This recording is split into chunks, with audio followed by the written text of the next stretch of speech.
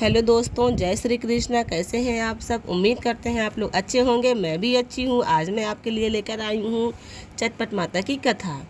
चटपट माता की कथा सुनने से पहले हम जानते हैं कि माता रानी की पूजा कैसे होती है। माता रानी की पूजा में मिठाई, फूल, माला, जल से भरा हुआ कलश, दीपक, चूड़ी, बिंदी, पीले रंग से बना हुआ अक्षत जो कि हल्दी से रंगा जाता है, लौंग, ये सब जो है लगता है माता रानी की पूजा में। 7 सुहागिन या 14 सुहागिन मिलकर माता रानी की पूजा को संपन्न करते हैं। कहते हैं कि माता रानी ये मांगे हुए मनौती को बहुत झटपट पूरा करती हैं। चटपट आपके माने हुए मनौती को पूरा कर देती हैं, यानी कि मन्नत को पूरा कर देती हैं, इसलिए चटपट माता जानी जाती हैं। जब ये आपकी इच्छा को पूरा कर देती है तो इसलिए इनकी पूजा चटपट कराई जाती है। आइए अब हम जानते हैं कि चटपट माता की कथा कैसे होती है। आप लोग सुनिए, बोले चटपट माता की जय।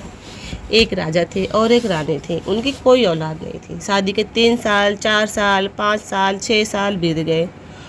राजा रानी बहुत पूजा पाठ करते थे, बहुत विनती करते थे। जो भी जितना भी जैसे भी हर कोई बताता था इनको, वो चीज़ वो करते जाते थे। लेकिन इनको 7-8 साल बीत गए, शादी के एक भी औलाद नहीं हुई। ये थक हार गए। फिर एक दिन राजा ने बोला रानी से कि हमको कोई औलाद तो हो नहीं रही है, सब कुछ करके देख लिए हम लोग, पूजा पाठ, धाम, दर्शन, हर चीज़ कर लिए। अब मेरा मन रूठ गया है, मैं कहीं कुछ नहीं करने जाऊंगा। ऐसा करते हैं कि अब हम लोग बैठते हैं, हमारे नसीब में औलाद नहीं है। रानी ने भी कहा ठीक है।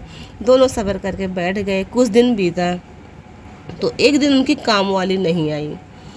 जब वो दूसरे दिन आई तो उन्होंने पूछा कि कल आप काम करने क्यों नहीं आई?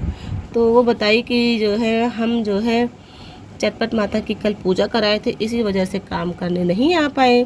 तो बोली ये क्या होता है? तो बोली कि चटपट माता की पूजा होती है।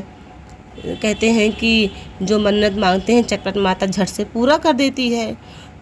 मैं माता रानी की पूजा मैं शुक्रवार को फिर से कराऊंगी। शुक्रवार और सोमवार माता रानी की पूजा होती है। चटपट माता की पूजा शुक्रवार और सोमवार ही होती है।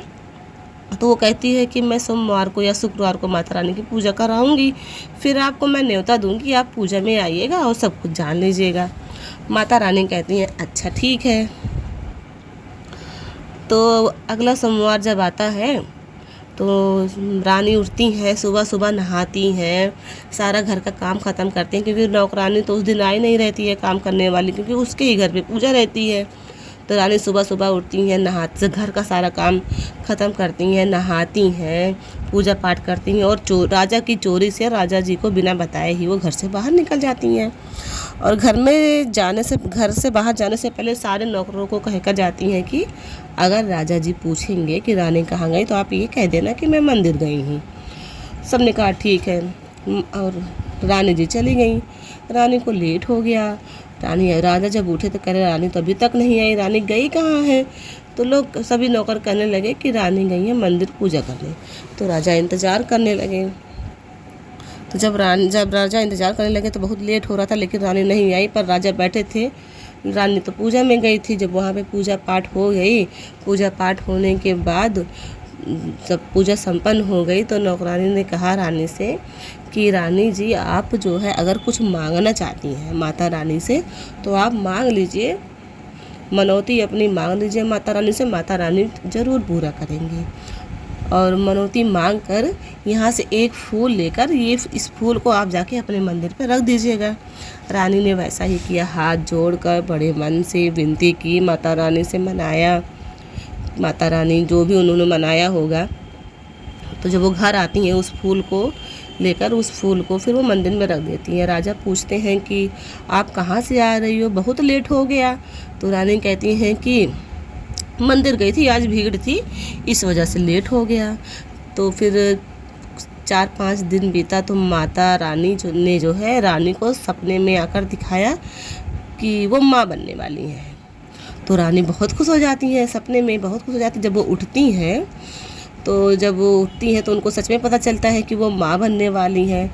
तो वो राजा जी से बताती हैं कि मैं माँ बनने वाली हूँ। पूरे महल में खुशियाँ मच गई, चारों तरफ लड्डू बांटा जा रहा है कि घर का लाल आने वाला है, महाराजा आने वाला है। सब लोग बहुत खुश हो गए। तो राजा ने कहा कि इतना पूजा पाठ किया, इतना दर्शन को हम लोग गए, तब आज तक ऐसा नहीं हुआ। 7-8 साल बीत गए, आज ऐसा क्या हो गया? तो रानी ने कहा जब ये पूरा हो जाएगा तब मैं आपको बताऊंगी। राजा ने कहा ठीक है। फिर उसके 9 महीने बाद उनको बेटा हुआ प्यारा सा। रानी की गोद भर गई। तो राजा ने कहा अब तो बताओ कि क्या हुआ था। तो रानी ने कहा कि जो बहन हमारे यहाँ काम करने आती है, उन्होंने चटपट माता की पूजा में मुझे न्योता दिया था। मैं चटपट माता की पूजा में गई, उनकी पूजा अर्चना की मन लगाकर। फिर मैंने उनसे मन्नत मांगी कि हे माता रानी, अगर आप मेरी गोद भर देंगी, मुझे बेटा या बेटी में से कोई एक चीज़ भी दे देंगी, तो फिर मैं बहुत आभारी रहूँगी आपकी, और मैं आपकी पूजा हमेशा करूँगी। अब माता रानी ने मेरी गोद भर दी है। अब मैं सबको न्योता दूंगी और माता रानी की पूजा करूँगी। तो राजा ने कहा ठीक है। फिर राजा ने पूरे गांव में ढिंढोरा पिटवा दिया कि अब हमारे घर पे हर शुक्रवार और हर सोमवार को माता रानी चटपट माता की पूजा होगी, जिसमें इस गांव की सारी औरतें आएंगी, माता रानी की पूजा करेंगी। माता रानी ने जैसे राजा रानी की गोद भरा, उनके घर में खुशियाँ लाई हैं, उसी तरह माता रानी आप लोगों की ज़िंदगी में खुशहाली लेकर आए। इस कथा को सुन रहा है, माता रानी उसकी ज़िंदगी में खुशियाँ ही खुशियाँ भरे। जैसे माता रानी ने उनका कल्याण किया, वैसे ही माता रानी आपका और हमारा कल्याण करे। बोलिए चटपट माता रानी की जय।